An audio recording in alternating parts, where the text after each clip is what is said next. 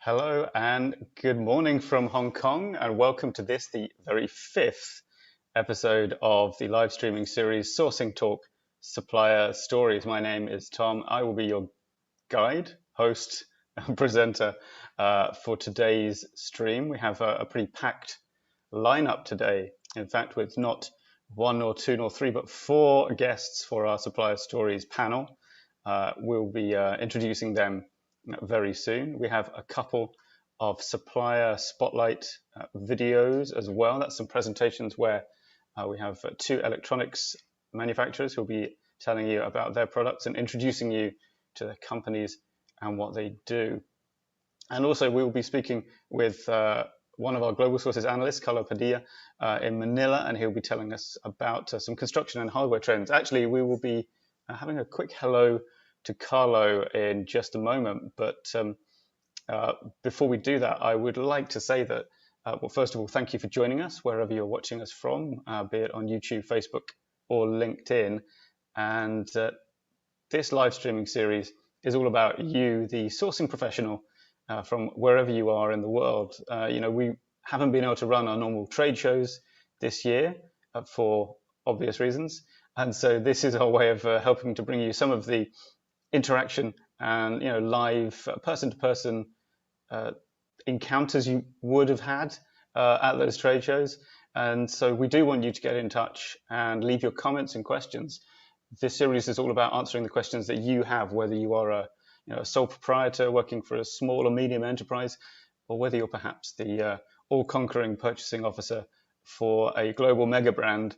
Whoever you are, we definitely intend this to be for you, and the best way for us to know what you want is for us to get the questions directly from you. So do leave your comments as we go along, and we will try and put those questions to our panelists, or if it's a kind of factual question about a simple how do I do X or Y or get in touch with someone, we'll have one of our staff reply to you and put you in touch with the right people.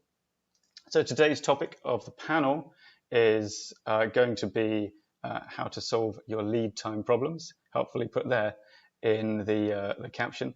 But before we go to that, let's get Carlo on the line from the Philippines. And Carlo, good morning. Hi, good morning, Tom. Hi, how's it going there? I'm doing just fine. Very happy to be here for the second time. Yeah, nice to have you back. Yeah, how's the today in Manila? Weather treating you okay? I'm actually not in Manila. I'm actually in Nueva Ecija, which is a province in the Philippines. Oh, I'm sorry. It's very sunny I here. forgot which office you're in. Yeah, very sunny. Well, that's nice. Yeah, because we're all working from home. Exactly. Yeah, of course. So we're going to be talking after the panel segment about some construction and hardware trends. Can you give us a little preview of what you're going to be talking to us about? Yes, of course. Later on, I will be talking about some upcoming trends, which our viewers can also check out on our monthly hardware magazine. And it's going to be about 3D printing. It's looking to be the next big thing in construction because of the many advantages that it provides the industry. All right, that's interesting. So not just the kind of the printers that we often see for kind of home or design use, but literally building. Yes, stuff, 3D right? concrete printers. I think that's what they're called. Yeah, awesome. All right, that sounds fascinating. And I think if time permits, we'll also be looking at a couple of other hardware trends. Other trends too, yes. Yeah. We'll save that as a surprise for later. So stay tuned for that one. All right. All right. Okay, thanks, Carlo. We'll talk to you a bit later on. Goodbye for now. Okay, thanks. Yeah, that's Carlo, not in Manila. Ignore me when I claim that. And but definitely in the Philippines.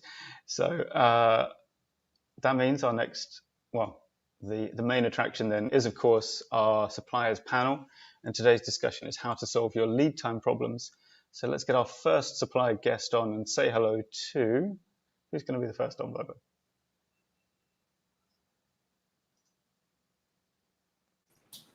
Could be anyone. Oh, hi, good morning. Can you hear me okay? That is Kev Chang from Adam Tech. Hi, good morning. Hi, good morning, Tom. Good morning to the friends in live broadcast. Yes. And where are you calling us from, Kev? In Taipei. In Taipei. All right, very nice. Yeah, that's how's the weather there? Cold or I never remember how far north Taipei is. It's getting colder in this week, and today is cloudy, but luckily no raining. All right, very nice. So tell us a bit about Adam Tech. What does the company produce? What do you guys do? Yes, Adamtech is the global lead manufacturer of connector for more than 30 years experience. We sell connectors and cable assembly and cooperate with the customer to do OEM and ODM. And our headquarters is located in United States, New Jersey. And we have office in Germany and in Taiwan here. So we are committed to provide service in local. So we have many sales representatives and distributor in anywhere. We have sales in South and North America, and in Europe we have in UK, Spain, France, and Italy. And in Asia we have in Taiwan. So our company is all the spirit of providing the high quality product and compatible price and short lead time. So we work closely with the major customer in various files for more than 30 years. And we are continue to co-work with customer to develop the new product and ahead to next generation product. So maybe I have some samples to show you be more clear. Sure. For example, here, this is you see it? Yeah, just about. Okay, because our samples are small.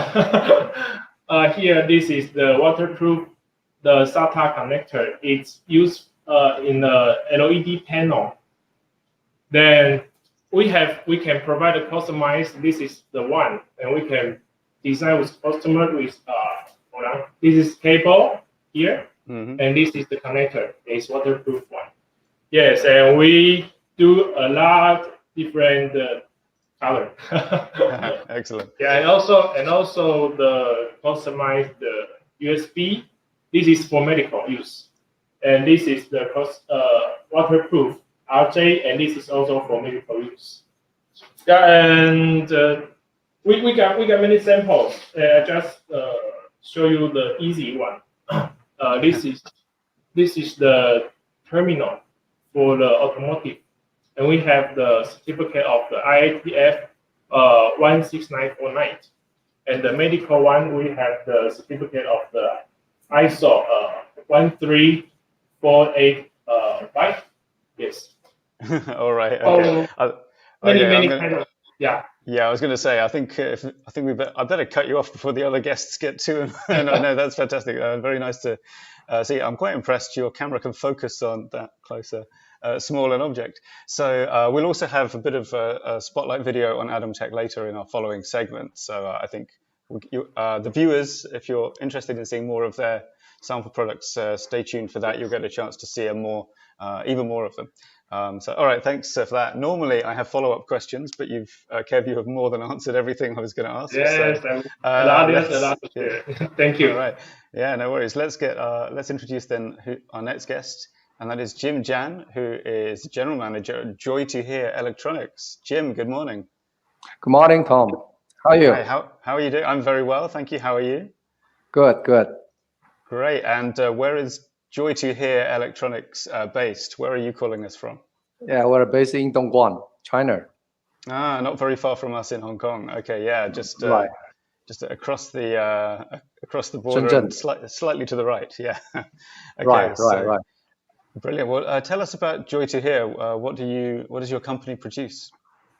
Yeah, we are a manufacturer of the headphone and earphone, including the wired and the wireless. So, and we have more than 12 years experience for my own factory, and for its OEM ODM business, and we service for all wide customers, just like in the Kema and in Australia, Reliance in India, and then Nakabayashi in Japan, just like in the Vodafone in the Italy, etc. All right, fantastic. And what's your current hot product that you are making? Our position is the factory is the one-stop and the solution for the customers of the earphone and the headphone. So on the full range of the earphone and the headphone that we have made, and for the customers. So and mainly and making this year is very popular, which is the boom mic is the headphone, just like this one. So everyone is it's needed for the office, for the home working, or for children's and training on the lessons. So this year is very popular for this one. And we also make this is another and upgrade is the model is with the sliding boom mic, which means is that we can bring inside and slide out for convenient. You can, like whenever you want to talk, you just The other one is the boom mic is to be hiding in the case, so it will be we can be sliding inside. This one is just like the rotate. The other one is the can be put inside. So this is the wireless as well and with the Bluetooth. So and the other one, the other models is the earphone, just like that one. Mm-hmm. Can you hear that? Can you see that? Yeah, can see it. Yeah. Yeah, that is the with we call it a very fantastic design, and for the girls, that is the true wireless. This is the case, and this is the for earbud. Yeah, no, this is the for girl, and the other one is the first for we call it for boys or for men. This is the with the water transfer as well. Yeah. Very nice. All right. Okay. Thanks. Yeah. So thanks for that. I'm glad to see people using their products during the call. That's always a good way to show them off. Thank you. So let's. All right.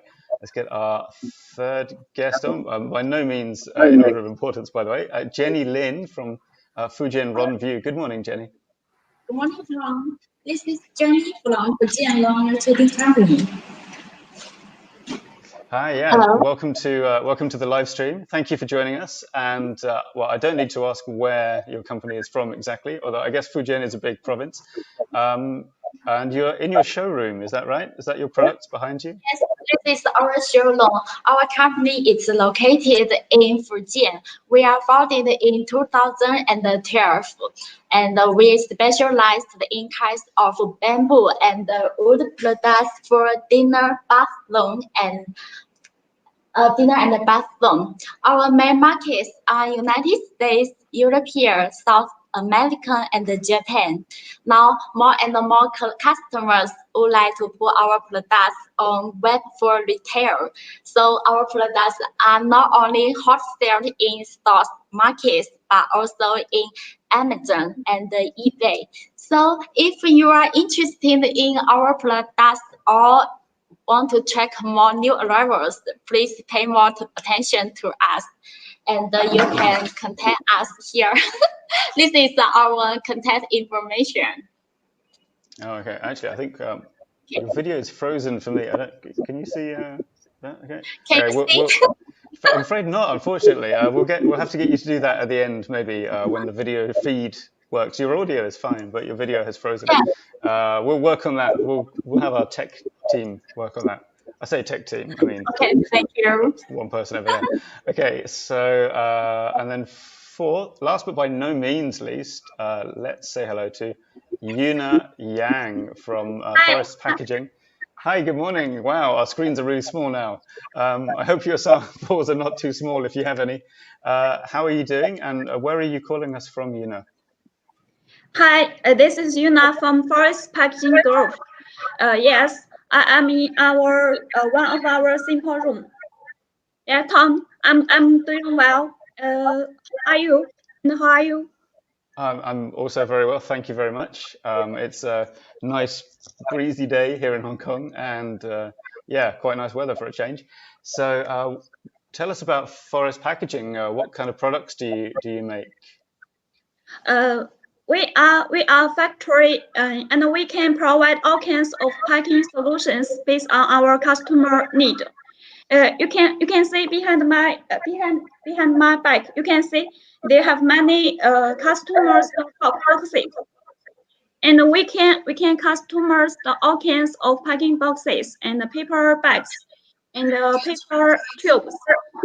We can customers based on client's requirement, like the customer just need to let us know what product they want to pack, and requirement, like their product emissions and the bearing requirement.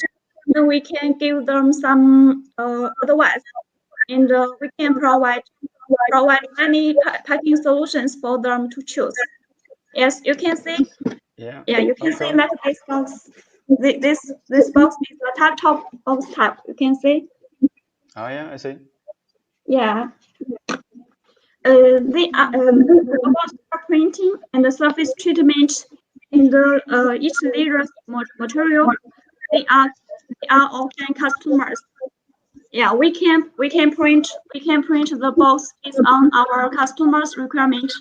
If they have professional design team, they can provide us the AI format or the PDF format for us. We can print the box into any colors they want.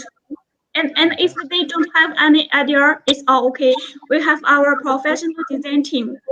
We can provide the free design service.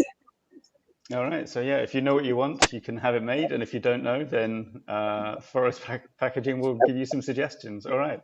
Fantastic. So as you can see, we've got 4 quite different industries represented here, I would say. I mean, 2 electronics, but still quite different segments of electronics. So yeah, we should get some quite interestingly different points of view on the questions. But yeah, that question is, how do you deal with issues with lead time? And I think it's fair to say that lead time is a key question or a key issue in absolutely every industry, right? If you're making things and shipping them places, then lead time is crucial. So let's then come to our first question, which is just to sort of set the background, I guess, which is what is the average lead time in your industry? So from order confirmation, I guess, to delivery, I suppose. You could define it maybe differently depending. Let's take that to Kev first. What if we're making an interconnect order? What's a typical lead time for you? And does your company beat the industry average, or is it about the same, or is it perhaps slower? Yes, Tom. Adamtech is well known to offer very fast delivery time. Our lead time is about 6 to 8 weeks. And normally, the well-known manufacturer like the Monex and JAE, USA, their lead time is around 12 to 16 weeks. Wow. Okay. So we are almost the half. Yes. And however, we couldn't prevent the unexpected situation such as pandemic for 2020 or the natural disaster. So we have the experience to reduce the harm from it, and we are working on it. For first is the global production location, and the second is the global distribution and the sales layout. And third is that we work closely with the customer to get their forecast, so we can prepare the raw material in advance to provide a short lead time to customers. Yes. All right. Thanks, Kev. Jim, coming over to you for your industry. I guess so. Headphones and earphones. What is a typical lead time for any company, and then how does your company's lead time compare to that? Yeah, it's the earphone and the headphone is much different, and usually also for the gaming headphone or something, and depends on the models. But usually for average is the headphone, the lead time is the 42 and 50 days. But our company's lead time is normally a little faster. It's around the 30 to 40 days, which means it's the 10 days is shorter than the average is the lead time. All right. Okay. So I mean, obviously, I'm going to come back and ask you guys what your secret is for these shorter lead times later. But let's put this also to. I'll go in clockwise order on my screen. So Jenny, in your industry, what's a normal lead time? So usually it takes 35 to 45 days for bamboo and wood products. But compared to other vendors, we can finish the box in 5 to 10 days earlier. because we have long years experience in this business. So we can coordinate the factory resources and the material suppliers well to reduce the intermediate links. Yes. I see. Okay. All right. Thanks. And Yuna, how about for forest packaging? Oh, well, actually, sorry, not forest packaging. The packaging industry. What is a typical lead time? Actually, our factory can provide all kinds of packaging solutions based on our customer requirements.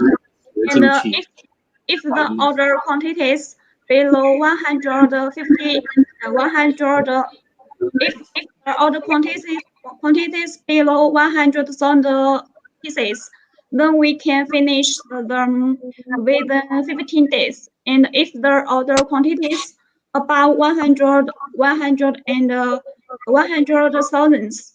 pieces, then we can then the produce time would be longer, would be more than 18 to 20 days. And we think our company lead time is faster than average because we have our own factory and we have professional workers and high efficient machines. We would finish them earlier, and we also have our professional shipping department. Once the orders finished, we would arrange the shipping as earlier as we can. I see. I see. What do you think for other packaging companies? What's a typical lead time that they would offer? Actually, the lead time, the produce time is around 15 days. Okay, I see. I see. I think from the sounds of it, our other guests here would be quite envious of such a short lead time. But of course, different products have different requirements. I mean, well, let's stick with Yuna actually as we move on to some of the meat of the question. So, in your industry, what are some of the common problems that can affect the lead time of a product? Oh, that's to Yuna, sorry. Okay. I think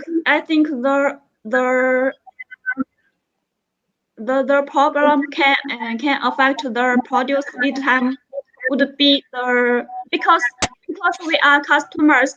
So many of our customers may need we print as their printing requirement. So we need make the final artwork, and we need the confirmation of the final artwork. If our customer cannot confirm the final artwork on time, then we cannot arrange the produce. So we need the quicker confirmation. Yes. Interesting. Okay, something at the client end. I imagine electronic interconnects, Kev, that doesn't happen so much. What about for you? What are the issues that cause lead time trouble? Yes. The supply chain of electronic components mainly comes from China. Based on the past experience, it is easy to face the problem of a lack of labor facing the Chinese New Year holiday. So it leads the prolonged delivery date.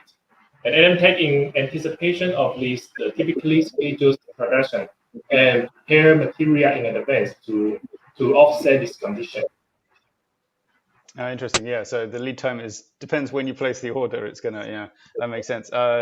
Jim, I mean, do you have the same experience?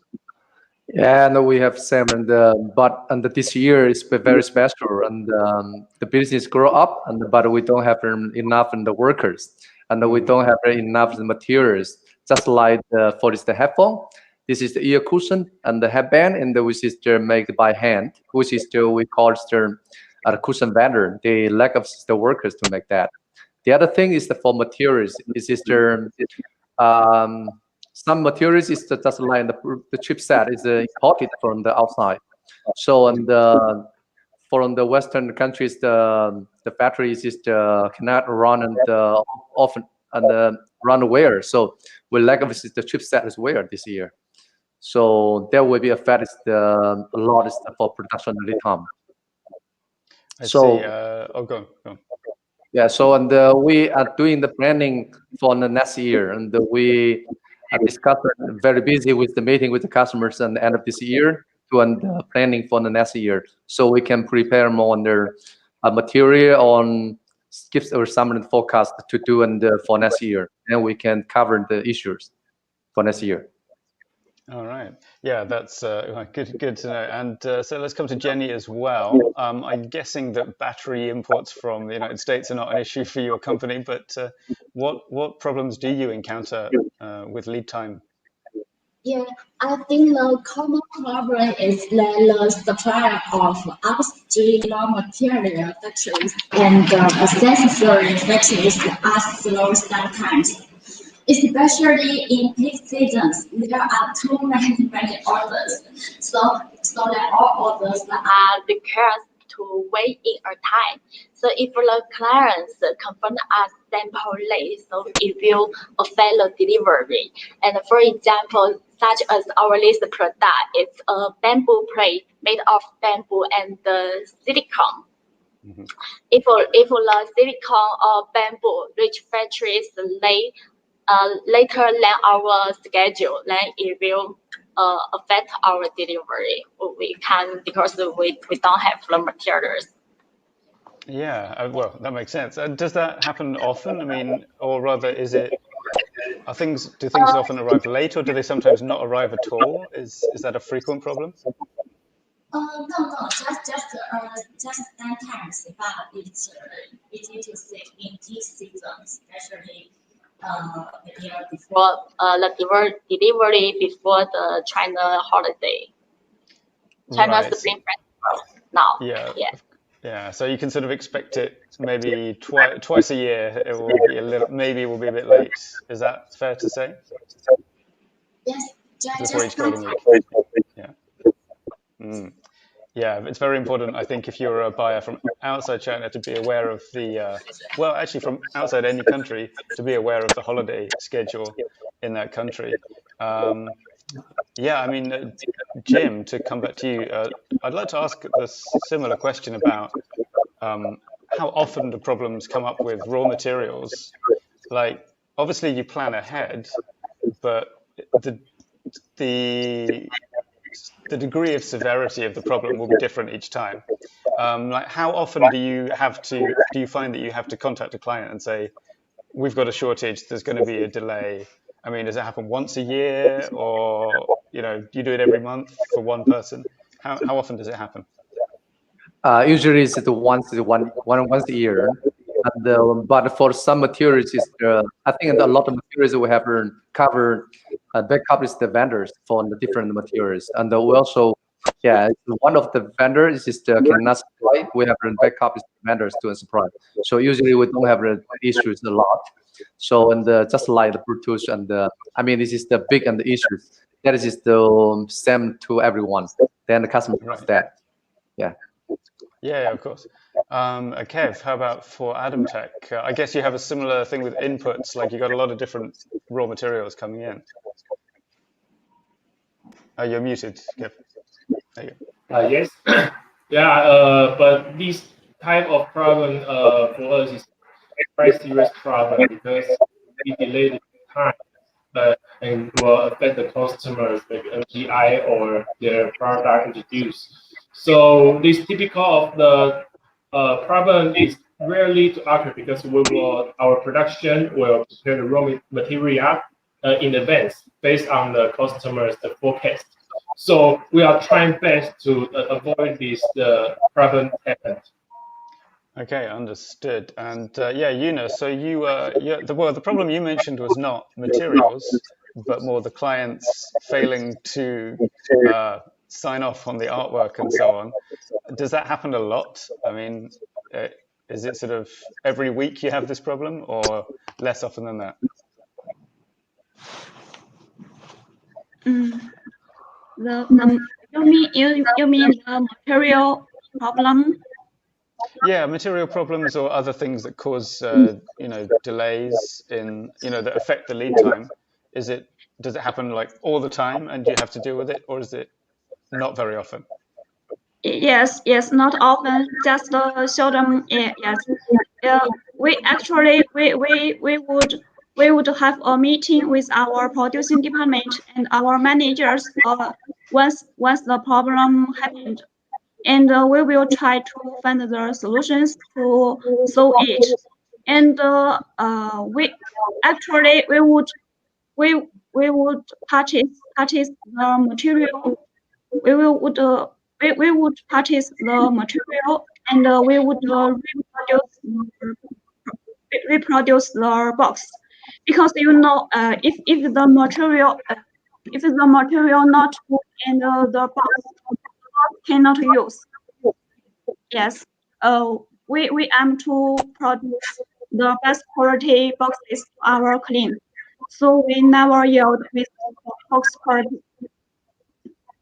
Yeah, understood. So yeah, and well, the next kind of question on our list, which you have started to answer already, is how do you solve lead time problems that are caused by unpredictable issues? And it sounds like the answer is immediately have a conversation inside the company about how to fix it.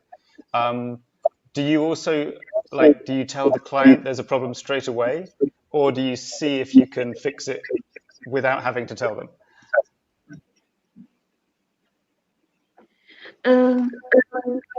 Actually, we have, once the unpredictable issues happen, we would have a meeting with our producing department, and we would take this order prepared to other orders. We would handle these issues. Yes.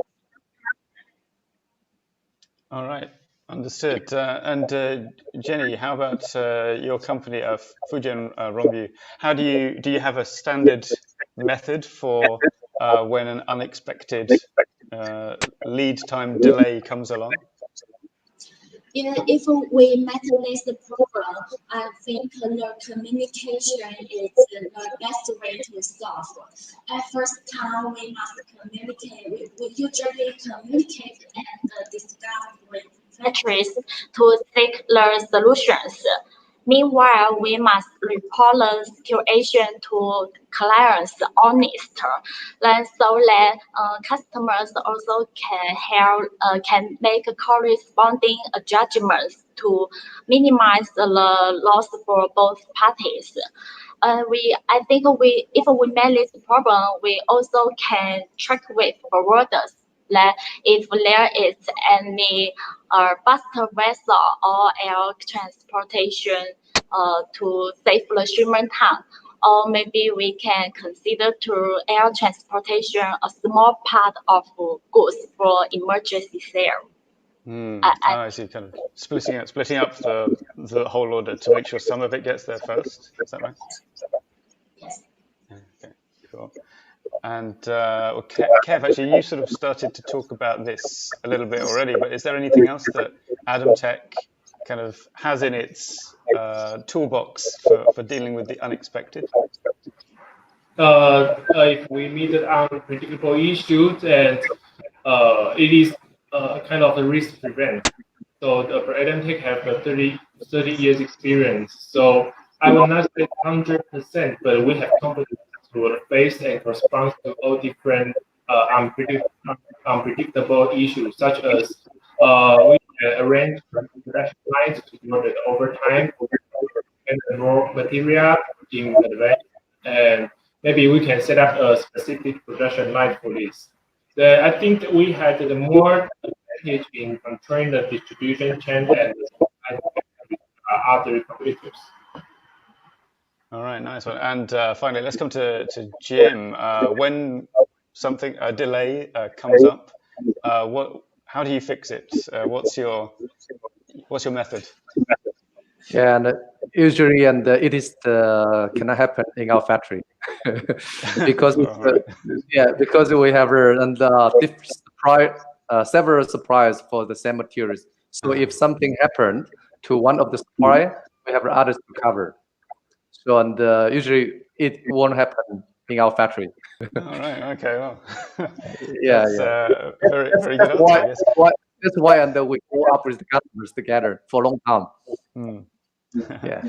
Well, fair enough. I mean, so now I think if for the buyers watching, we've sort of talked now about how our four supplier guests set up to deal with problems. So basically, your takeaway from this should be to whether you're in these industries or perhaps sourcing fashion products from some other suppliers to find out if your suppliers are doing the same things to make sure things don't go wrong. But let's try and give some practical advice to our viewers as well. So I'd like to ask each of you, what can buyers do? How can they help you to get lead times down, to make everything go as smoothly and quickly as possible? And let's go to Jim with that. What can buyers do for Joy to Hear that will help you guys to get your product out of the door and delivered as quickly as possible? This is the good question, and there is also the hardest question to reply. Yeah, as my policies is that we need to be like a team with the customers and suppliers together. So we need to talk to each other and what is the issues and what is issues from the customer. What they need is the shorter time. So if they usually we need to keep the quality first. But then we need to arranging this is the production to meet the customers. But I think from the customer's side, I think that the better way to solve these questions is to give this the forecast for the orders. Then we can prepare the materials. Then we ship this is the parcel to meet the customer's requirement. Then we keep the quality firstly. Then without any issues with the quality happen in consumer side. Yeah, thanks, Jim. And Jenny, what do you think? Do you have a similar opinion to Jim there? Yes, I think in this moment it's to confirm the samples in shorter time will help us a lot, especially in this coronavirus period. Maybe for the first time sample, we can send physical samples to buyers to check quality. But for some small modification or revised sample, we hope that it's better to confirm by videos or photos. This is also a good way. Last month we have clients. This is back to candy product. The sample we sent to buyer, this one the first time, it is made of island hinge, but the buyers finally want to change to stainless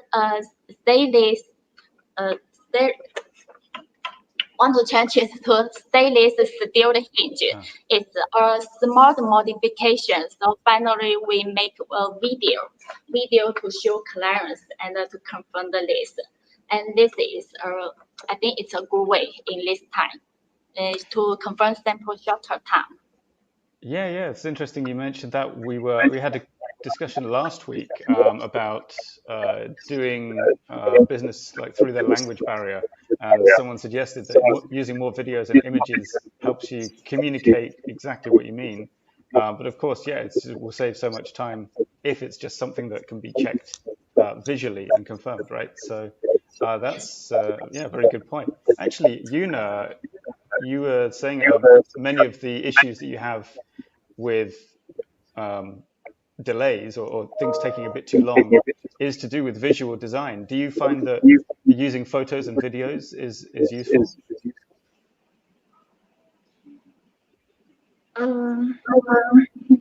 About the buyers to have reduced the lead time, we think we need more confirmation from our customer.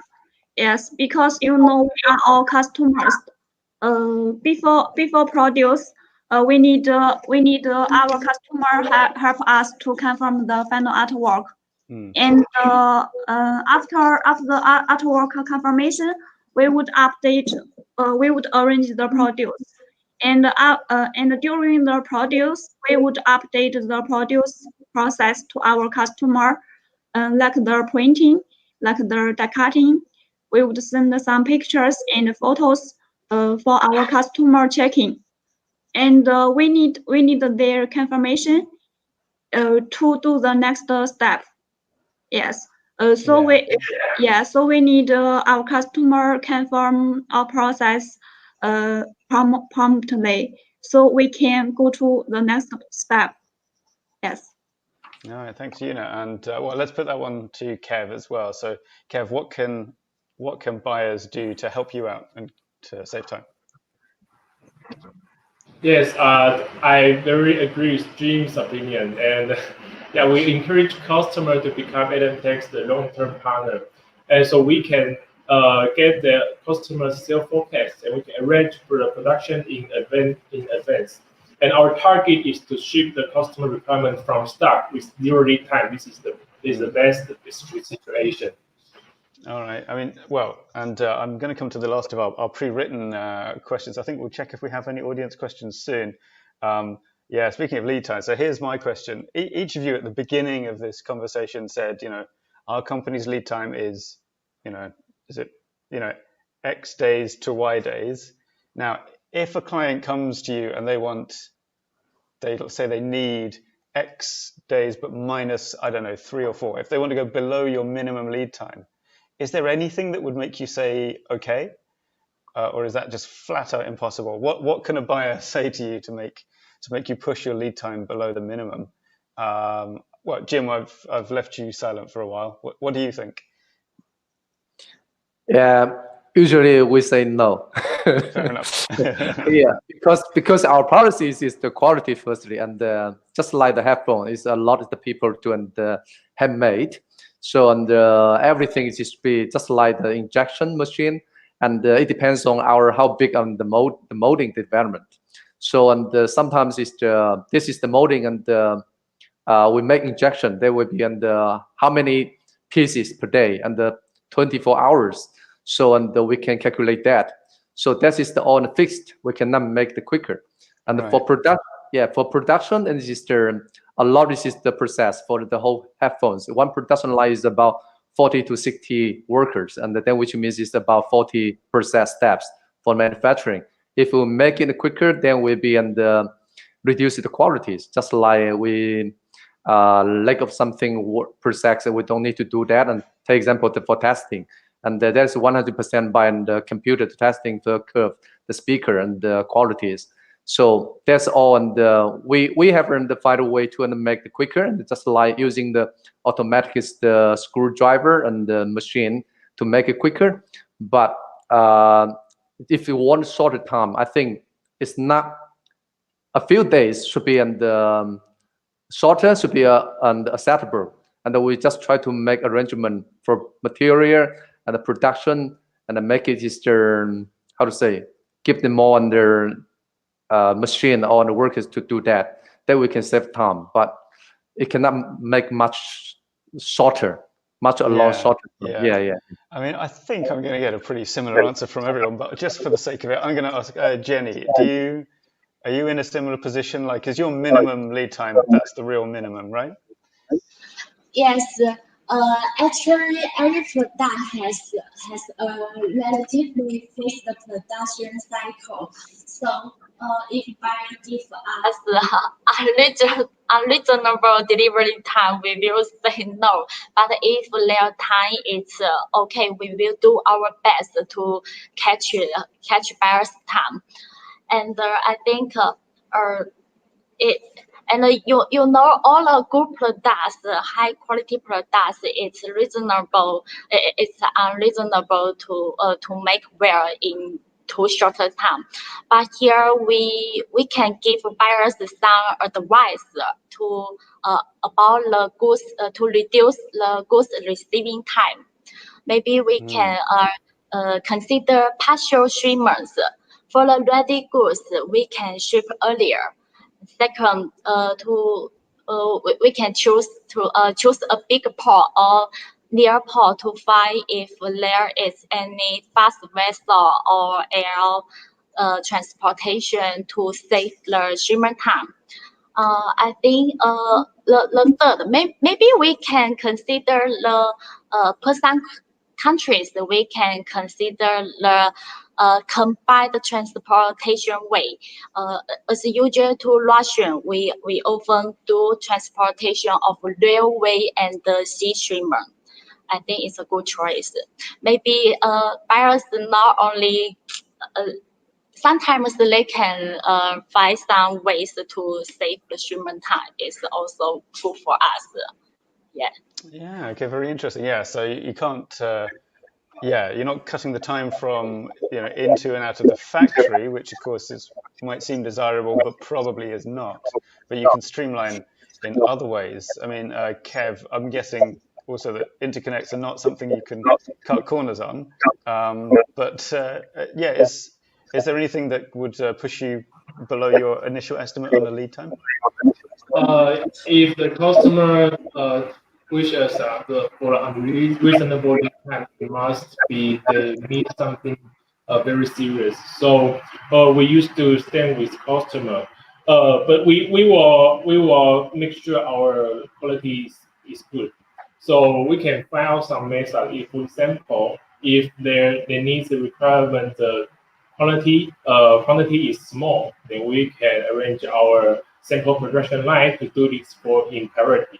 And if this is the standard part, then we have the buffer level. Then we can produce maybe some quantity partial to them, then to for their emergency use.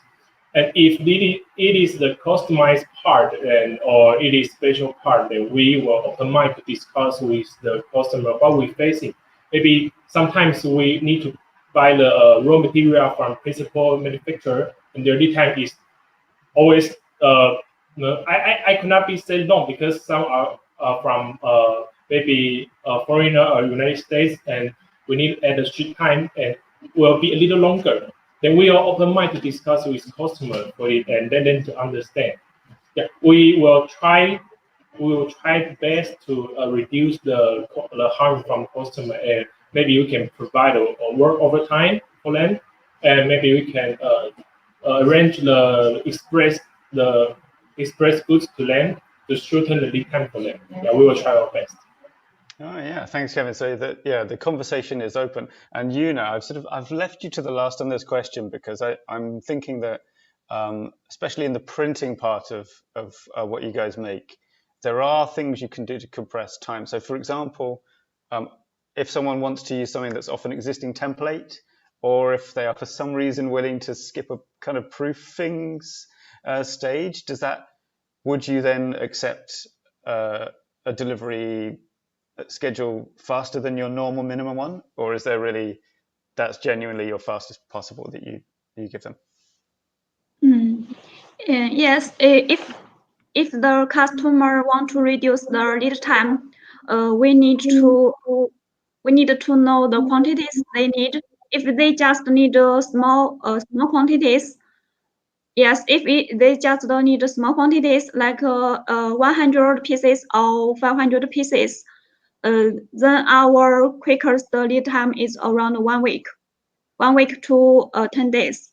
Yes, and if they want just 2 or 3 days, it's not possible. We would let them know the earliest lead time. And if they want more quantities, we would consider the printing and the surface treatment.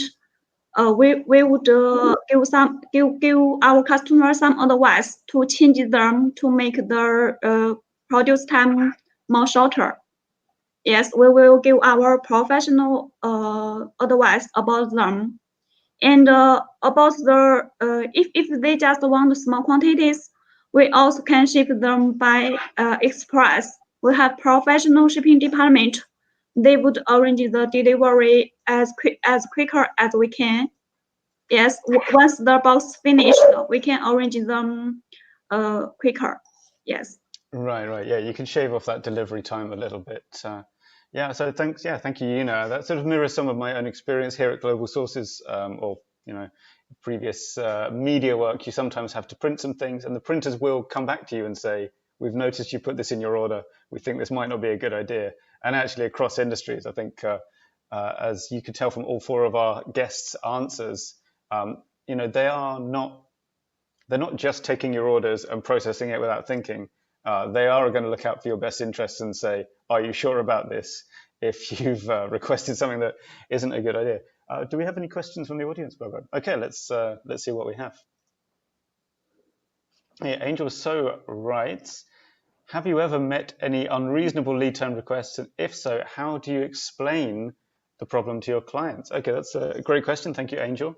Haven't heard from Jenny for a while. Jenny, are you there? How would you answer? How do you gently explain to the clients that they can't have what they want? Yes, if we met this problem, we usually check with our factories about the status and then report to the customers honester. And we hope customers can understand us, and also we will try our best to seek some solutions or give buyers some advice to hopefully they can find any good ways to accept. Yeah, I hope so. Yeah, all right. I mean, I would pass this question around the room, but normally I think you're all going to say more or less the same thing. Anyone want to jump in on this question? Seems like no, not really. Okay. Yes. I think co-work closely with customer is the key, because if a customer have the obviously forecast, then we can keep the quality and keep providing the customer stable goods. So it is the key to prevent this kind of urgent solution. Yeah, this is my opinion. Yeah, thanks, Kev. Jim, anything to add? Yeah, I think I need to explain to the customers is the order and the process and the flow, and each step and how many times we need, and from the purchasing and from the vendor and the manufacturing, from our IQC and the checking and the warehousing and the preparing material for the order and production. So after packaging and we need to ship. So that's all the process. We need to explain to customers, and each process takes the time, the minimum time. Yeah, that's my idea. Yeah, understood. And what about you? Does that cover it pretty well? And any other thoughts? Sorry. What's your question? Yeah, I forgot. Hang on, the question went off the screen. Let's put it back. There you go. So yeah, how do you explain to your clients if they've made an unreasonable request? How do you explain to them what the problem is?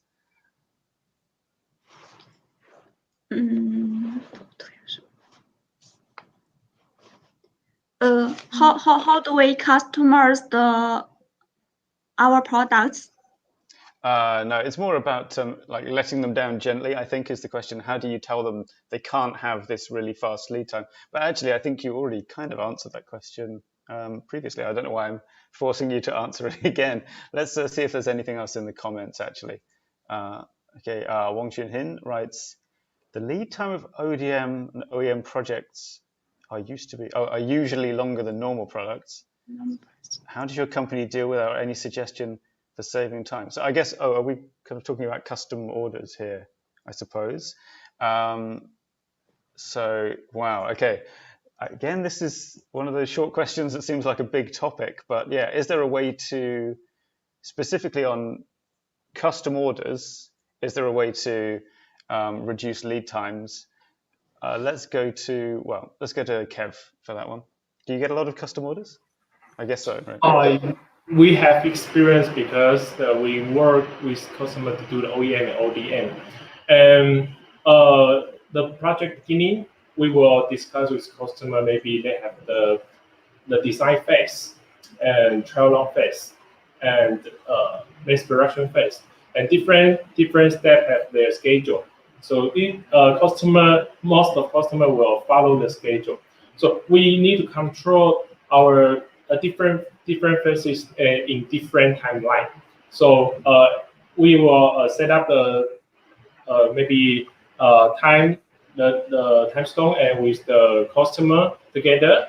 Then we will develop together. So to prevent these problems. All right. I mean, Jenny, for your company, when you have ODM or OEM orders, how does that differ? How can the client set up to save time for you there? Yes, for OEM products, it might take a longer time than normal products.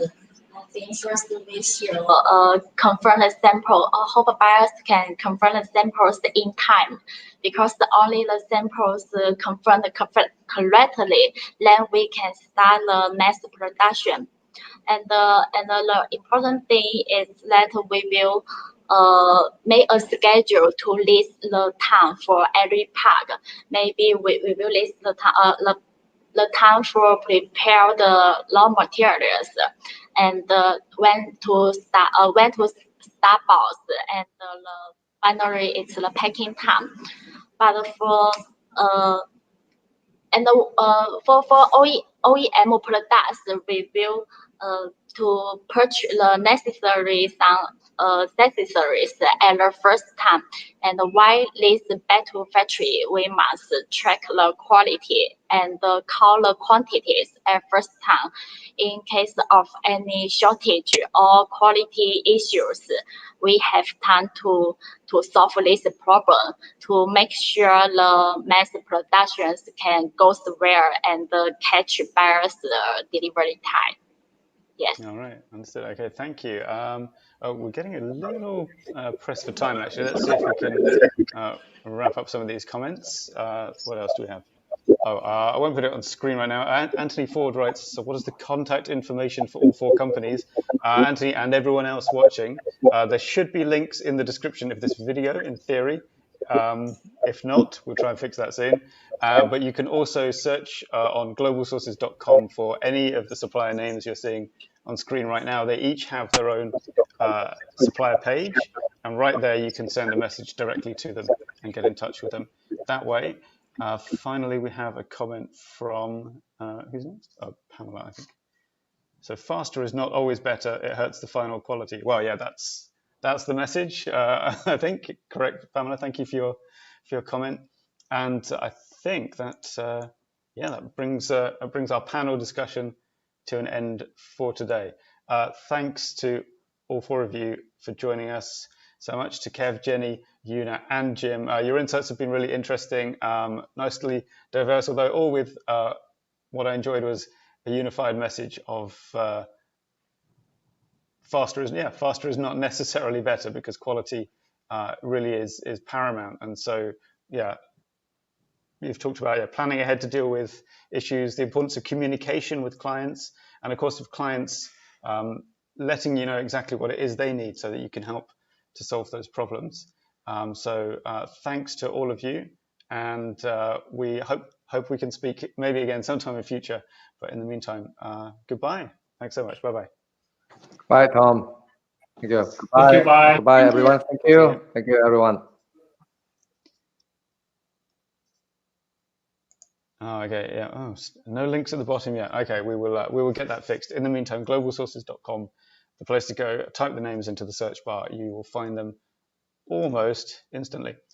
Okay, so well, actually, shortly we will be rejoining Carlo to talk about trends in construction and hardware products. But first, if I've got the running order correct, we have a couple of supplier spotlights. These are short video presentations from manufacturers. And first up, we have Xuecon, who make a range of motherboards and other electronics products. Hi, good day. My name is Rebecca Hu with Xuecon International Limited. We are the industry panel PC, touch monitor, box PC, and all parts provider located in Taiwan, Taipei. Now I'm going to introduce our company's products for you. Thank you.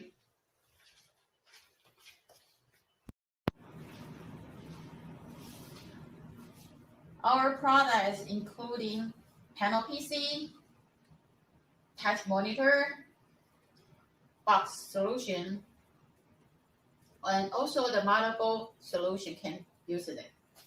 We also can provide the resistive touch and capacitive touch as a part to you. And we also can customizing like open frames monitor or open frame panel PC. We also can customize to integrate your parts to the panel PC. So this is our specialist. We welcome you to visit our website at www.xuecon.com.tw. Thank you.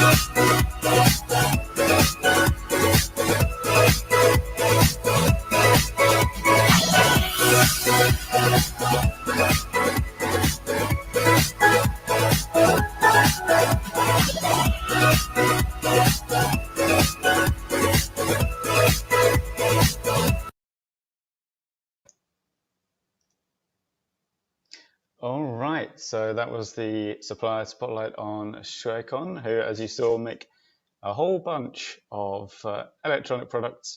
So go and visit them on globalsources.com if you want to get in touch and find out more about their products and how you can order them. We have one more of these supplier spotlight videos coming up in just a second. You heard from Kev speaking for them before. This is Adam Tech. Adam Tech, connector, cable assembly, and custom interconnect solutions manufacturer with a worldwide reach, with locations in USA, Germany, Taiwan, and China. Founded in 1987, Adam Tech has been an industry leader of quality, design, and innovation in the electronic component industry for over 3 decades. Here at Adam Tech, we're manufacturing oriented with a high focus on quality, design, and manufacturing. Our products are UL recognized, and across our multiple facilities, we hold certifications for ISO 9001, ISO 14000, IATF 16949, and ISO 13485, just to name a few. These foundations and commitments to quality allow us to support a wide range of industries, including automotive, medical, industrial, consumer, security, and more. AtomTech's interconnect offering is one of the largest in the market, including pin headers, shrouded headers, fine pitch connectors, pogo pin connectors, power connectors, D-subs, modular and magnetic jacks, RF, HDMI, USB, board-to-board, flex circuit, terminal blocks, and female headers. We believe in total customer satisfaction and finding a solution to support any application. That's why here at AtomTech, we're constantly investing in design engineering to support custom solutions for our customers. Reach out to us today, and we'll work with you to find or design the solution you need. All right, there we go. That was and indeed is AtomTech. Find them on globalsources.com. But in the meantime, thanks for sticking with us as we crash on into the final segment of today's Sourcing Talk live stream. And we're going to get Carlo on from, who is one of our Global Sources analysts in the Philippines. Hey, Carlo, there you are. Thanks for sticking around. Hi, Tom. Sorry about that. That's all right. Bit of lighting extravagance. So, yeah, Carlo is one of our analysts and writers, which means that he spends a lot of time thinking and reading about hardware trends, pretty much almost exclusively at the moment, isn't it? Yes. And works on our hardware, auto, and machinery magazine. So yeah, Carlo, what's going on in the hardware world? For hardware later on, I want to discuss motion sensor lights. They're very popular nowadays because of the security that they provide. But for now, I want to talk about how big 3D printing is becoming in construction. I think I want to share my screen now. Yeah, we'll do a bit of screen sharing. I think it's coming on. Hang on a second. So while we wait for it to load, when you say 3D in construction, you're talking about essentially kind of designing and custom printing things on the building site. Is that right? Oh, here we go. There's your presentation. Hold on a sec. Sure. There we go. I'm talking about, like this in the picture, how this 3D concrete printer is building up the walls by depositing the material layer by layer. All right. So it does work quite similarly to those plastic 3D printers. It still does the layering thing, right? Yeah, it does. Just on a massive scale. Yes. Okay. So, what construction projects use is a device called a 3D concrete printer, and what it does is again kind of squeeze out or deposit a mixture of concrete and other recycled materials from what looks like a robotic arm with a nozzle. So the mixture is deposited onto the area layer by layer until the wall is built up, as you can see here.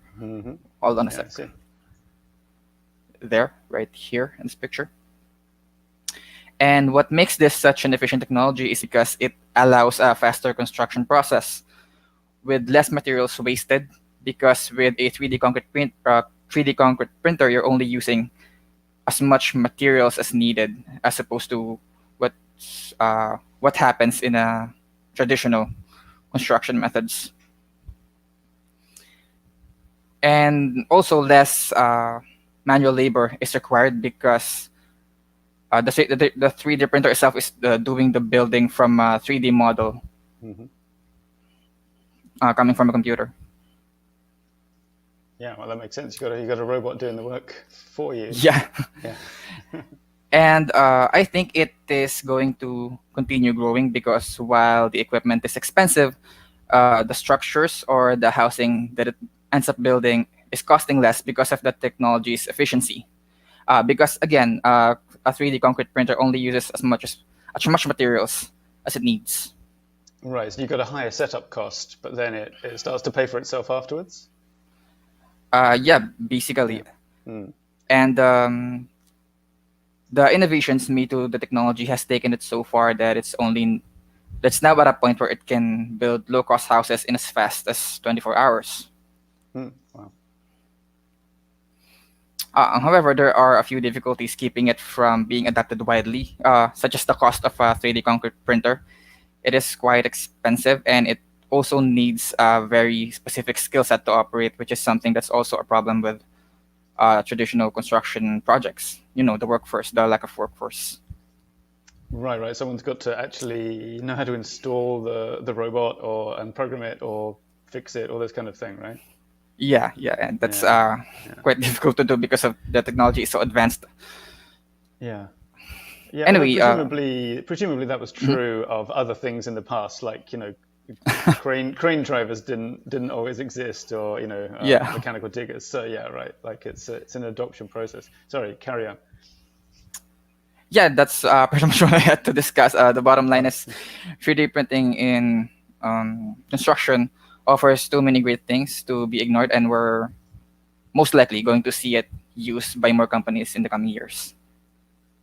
Yeah, right. And I think if people want more detail, they can consult your reasonably in-depth, although not too long, article in the Hardware magazine, right, which you wrote recently. I remember seeing you've got some kind of stats on the growth trends and all that kind of thing. Yes. They can always check out the mag for more details. Nice one. All right. Okay, so for hardware, we have motion sensor lights, which is also very popular because of the security that it provides. And more specifically, these are typically LED lights with a motion sensor and a camera designed to work together to trigger a sound alarm when movement is detected nearby. So if you've got like, I don't know, an intruder in your house. Yeah, sure. Those would then be detected by the end. I mean, I feel like motion sensor lights have been around for kind of a long time. What are the characteristics of today's in-demand models? Do they have like different features that set them apart? They do actually. Some of the latest features, which buyers can check out on the website, have very high definition cameras with night vision installed. So even if it's dark, you can still see like the important details, such as I don't know, like the intruder's face or what he's wearing. Yeah, what they look like. And some models even automatically records videos in case of an intrusion, so which you can then check out using your smartphone or using a smartphone app that's paired with the camera. Okay, and it only records when it's detected something, so you don't have hours of footage to review. You just have the relevant portions. That makes sense. Yes, exactly. And some of them even features voice intercoms. So if you have like a delivery coming in, you can just tell the delivery person to leave it by the door, and that'll be the end of it. Or they can shout back to you, I assume, if it's an intercom. Yeah, okay, that sounds fun. Cool. Yeah, I guess that would be the most notable features of the newer models. Yeah, nice. This one does seem like it's something you can start adding to your sourcing catalog a lot easier than a 3D building printer. Yes. This one actually charges via solar energy, so you can install it in your garden and it would automatically charge under the sunlight. So that's cool. Pretty cool. Okay, so next for machineries, we have portable generators, which are also very popular nowadays because more consumers are now starting to come out of their homes and take outdoor trips, like camping. So when they do, of course, they will be bringing their electronics with them, such as their phones or their tablets, and be needing constant power supply. Sure. So they can stay online. Yeah. Which seems to kind of slightly defeat the point of camping, but yeah. You do still need your emergency contacts and stuff like that. Yes, because everyone is online very often nowadays. Yeah. They can't get off social media. So what's new in the portable generator world? What features should we be looking out for if we're sourcing for consumer markets? Because these are so popular for use with mobile phones and other electronics, the manufacturers have started adding Type-C ports, so you don't really need the adapter. You can just plug it in directly onto the generator itself, and as well as Quick Charge 3.0, which I think is the latest in fast charging technology. And another notable feature, of course, would be the ability of these generators to charge using a solar panel. So you never really run out of power as long as it's sunny out. Yeah. As long as you're not in a Norwegian winter, you'll be fine. Yeah. Yeah. And that should be it. Yeah, no, that's cool. No, we it's as I said at the top of the live stream, has been quite a packed program today. So that's very cool. A nice short but sweet intro to three key trends. One of them I think is something that if you're a buyer for the construction sector, you'll be kind of looking at planning for the future. I don't know that everyone's going to rush out and order like 5,000 3D printers right now, but knowing that it's coming. Maybe planning for that seems like a good idea. And then these sort of portable generators and the motion sensor lights, these are kind of I guess you could say refinements on things that we know and love, and it's important to have those features that would differentiate your offering from your competitors. So very cool. Thanks, Carlo. Thanks for telling us about those. And we'll say goodbye to you for now, and hope to see you again on the stream sometime soon. All right, take care, Carlo. Okay, bye-bye. Thanks, man. And as we mentioned, Carlo is he's the main writer, I think, on the Hardware magazine, which comes out every month. You can get it in PDF or in print if you want to have it delivered to you. I think you have to pay for that subscription, though, or at least the postage. But go to globalsources.com and look for the magazine section. You can download that each and every month. And the trends we were just talking about there are profiled in the current issue, or maybe the very upcoming one. I lose track sometimes of the timetable. Thank you very much for watching this live stream. Go to globalsources.com and search for any of the suppliers or products you've seen mentioned earlier on. And we will be back next week with more supplier guests. I think more supplier spotlight videos probably, and yet more interesting chat and insights. And we will fix that problem with the links in the description on this video. Thank you so much for watching.